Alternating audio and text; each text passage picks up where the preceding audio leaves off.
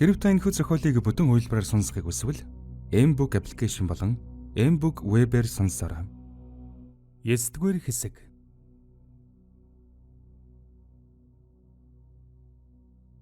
Хүсэлжин замд таарсан жижиг дэлгүүрээс ундаа, чихэр жигнэмэг, зайрмаг авч уутлуулад гарлаа. Тэр явсаар өнөөх хашааны ойролцоо гуучин худгийн болонд сүүдэр бараадан сууна. Өдрийн наран эгцдэр гартал хүү хашаанаасан хамар анж цугуйлгасангүй. Хүсэлжин өөртөө бус торонд хийсэн зайрмагндан санаа зовсоор сууж байтал ашгүй хүү дэгдэн үсэрсэр хашаанаасан гараад ирэв. Тэр тордоо юмаа барьсаар хүүгийн замыг тосч уулзлаа. Хүү тунчиг сэргэлэн юм. Хүсэлжин кармагцсан "Өө нөгөө эгч сайн байна уу та?" гэж толгой бүхэн мэндчлээ. "Сэргэлэн бас их ухаантай юм" гэж бүсгүй дотрон бодоод хүүгийн үсийг илэн өвдөг дээрийн тулж суугаад "Сайн уу? Их чигээ таньж байгаа юм байна тийм ээ?" гэхэд хүү эвлэгхэн аргагүй инээмсэглэж гээд толгойд өглөө. Бүсгүй дэрэгдэх ууттайгаан аван хүү рүү сарвайж "Миний дүү, энийг ах дүү нартайгаа хувааж идээрэй. Цайрмаг нь бараг хайлах нь" гэв. Хүүгийн нүд гялалзаж нүүрэнд нь томоо гихчин инээмсэглэл тодрон "Хөөх, зайрмаг байгаа мó?" гэж асуумагцсан хариу хүлээлгүй ууттай гухаж гарлаа. Хүсэлжингийн санаа багахан зовсон байртай "Их чин чамайг удаан хүлээсэн болохоор зайрмаг нь хайлчихсан байх. Тэгэхэр гэртээ ороод хөрөгчөнд хийж угаад идээрэй" гэхэд хөвгүүн "Зүгээрээ одоо идчихье. Манад угаасаа хөргөгч байхгүй. Хажуу айлын хөргөчөнд ихээр томоо жижигөө идчих тийм" гэж хэлж дуусахтан хүү хайлаад шингэн болохоос наагур угаа зармигийг гаргаж ирэн дээш өргөв. Хоёулаа тухтай газар сууж зармигээ идсэн дээр байх гээд түрүүнээс хойш хүлээж суусан хүнгүй гудаг дээр хүүг авчирлаа. Тэр туйлын баяртай байгаа бол та. Нааш цааш нь эргүүлэн харж гэлгар цаасан дээр юу гэж бичсэн уншихыг хүртэл оролдоно. Гэвч нэг л эвлэж өгөхгүй байгаа бол та. Задалж чадахгүй хүсэлжингээс тусламж гуугаасан санаа зовсон байртай суугаад бүсгүй. "Алив, их чин задлаад өгье" гэвэл хүү тэр дуран заримгаа түүн рүү сарвайлаа. Хүсэлжин уудны нэг талаас бяцхан онгойлгож хүүд буцаан өгөөд "Бараг ундаа шиг булчихжээ. Яана, энэ цорхоогоор уухаас өөр аргагүй юм шиг байна" гэв. Хүүч тэр дорн булаах шахам аваад хошуугаан царвойлгон цоорхойг өмөхэд шор хийлгэн сорж эхлэв. Тэгснэн хөхөх няраа хүүхэд шиг гүд хийтэл залгилна. Энэ бүхнийг ажиглаж суусан хүсэлжингийн дотроос хайр ундарч байлаа. Хүүгийн өмссөн зүйлснийг ажиглан гарвал урагдж цоорсныг нөхсөн илүү олон байх шиг. Гэсэн ч үүндээ огтхон ч сэтгэл зогнохгүй ийм нүүрмгий сэргэлэн өөртөө итгэлтэй байгаад хүсэлжин баярлах шиг. Тэр гараан зөөлөн явуулсаар хүүгийн үсийг хойш илв. Ингэхэд хүү цочин бүсгүй рүү хараад гинт нэгийг санавлтаа. "Ингэхэд та яагаад дахиад хүрээд ирсэн юм? Та цагдаа юм уу?" "Их чин цагдаа биш ээ. Их чин зохиолч." "Зохиолч гэж юу гэж байгаа юм? Чи ном уншиж чаддгүй?" "Үгүй ээ. Тэгвэл үсэг сураад ном уншиж чаддаг болвол эгчтэй хэлээрэй. Эг чин чам зөндөө олон үлгэрийн ном бичиж өгнө." "Аа, та үлгэрийн ном бичдэггүй юм уу?" "Бараг л. Эгчээсээ айж байна уу?" "Үгүй ээ." "Баярлалаа. Эг чин чамаас юм гуйж болох уу?" "Юу?" "Би чиний талаар бас ах дүү нарын чин талаар, ээжийнх нь бас аавынх нь талаар асууж болох уу?" "Та цагдаа биш үз?" "Биш ээ." "Та бас сонинд телевизэд ажилладаг хүн биш үз?" "Биш ээ.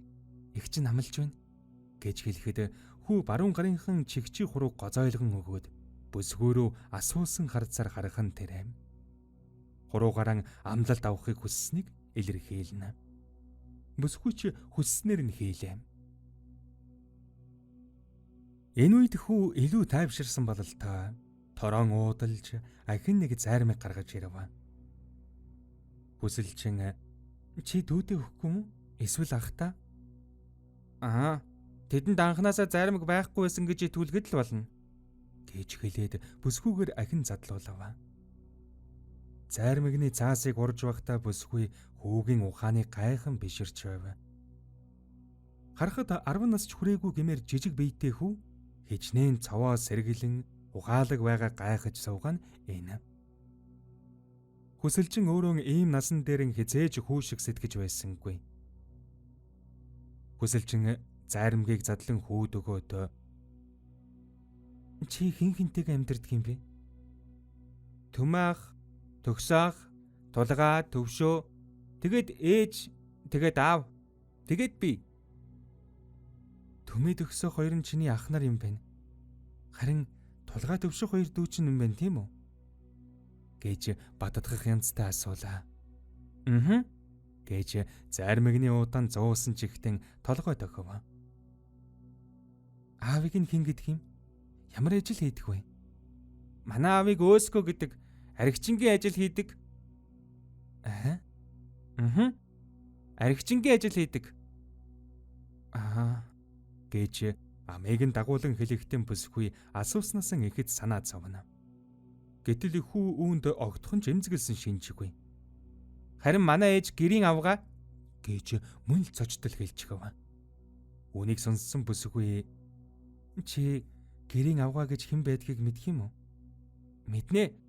Гэрээсээ гардгүй эмэгтэй хүнийг хэлдэг гэсэн гэж хэвлүүхэн гэгч нь хариулахад бүсгүй өөрийн ирэхгүй инээчихв. Учир нь хүү ингэж хэлсэн өөрөөсөн огтхон ч санаа зовхгүй байгааг харагдах аж. Бүсэлчин ээж чинь нэр хин гэлээ? Чимгээ гэж хэлэхэд хүүгийн ходоодонд хоёр зайрмыг хэдийн орчихсон байлаа.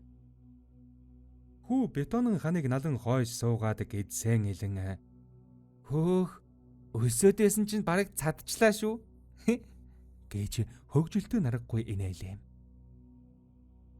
Үүнийг сонссон бүсгүйч түүнийг даган инээв. Өдөд хоёул хэсэг чимээгүй суусны дараагаар бүсгүй миний дөө Гэлба гэж хүнийг таних уу? Гэж их л болгоомжлон асуув. Танин ч гэжтэй би жаахан үгэнд дуртай л да. Том хүмүүсийн юу гэж ярихыг нь сонсох дуртай. Хэрвээ ээж гэрээс хөөгөөдэвэл гэрийн гадна гараад л чихээ нагаад сонсчдөг юм. Тэгвэл Гэлба гэдэг хүний тухай сонсч ирсэн. Хизээ хэн энэ хүний тухай ярьж ирсэн юм? Манай ээж бас цагдаа нар намайг жаахан байхад манай гэр цагдаа нарыг хэрдэг байсан юм. Тэгэхэд тэр хүмүүс ээжэд Гэлбаг олвол Гэлбаг хайж байна гэд байдаг байсныг би санддаг юм. Тэгэхээр танаа ээж Гэлбатай ямар нэг холбоотой байх нэ? Ямар нэг юу гэж байгаа юм? Холбоотой ямар ч хамаагүй. Нэг тийм холбоотой л гэж байхгүй юу? Гэж хэлэхдээ бүсгүй уур амьсгалыг зөөлрүүлэхээр энэгчин аятав. Хүү холбоотой байлгүй яах вэ? Тэр чинь манай эмээ юм чинь.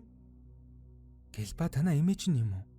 Гэж хэлэхэд бүсгүйн толгой дотор төрсөн элдв бодол эмх замбраагаан алдан эргэлдэж эхлэв. Бүсгүй их хэсэг чимээгүй болсноо танаа эмээ одоо хаана байдаг юм? Мэдэхгүй. Ээж чинь мэдэх үү? Ээж ч мэдэхгүй. Цагдаа нар дандаа эмээг хайдаг. Тэгэхээр олоогүй болоод л хайж байгаа бах. Тэгвэл танаа өвөө? Өвөө чинь хаана байдаг юм? Өвөө? Би өвөөгөө мэдэхгүй. Уучлаарай. Чи эмээгээ харж ирсэн үү? Мэдээж үгүй. Тэгвэл танад эмээгийн чинь зураг байгаа юу? Бага. Гэхдээ ээж цагдаа нарт өгсөөр байгаад ганцхан зураг л үлдсэн байгаа бах. Чи эгчтэй аваад ирээч тэхүү. Тэгвэл намайг ээж аална. Үгүй эгч нь тэр зургийг гар утсаараа зургийг нь дарчгаад чамд буцаагаад өгчих юм. Алга болгочихвол яах юм? Амлаж байна. Би алга болохгүй гэж хэлэхдээ бүсгүй өөрөө төрүүлэн амлалт өгөхөр гараан сунгалаа. Хэрв та энэхүү зохиолыг бүтэн хувилбараар сонсохыг хүсвэл Mbook аппликейшн болон Mbook вебээр сонсоор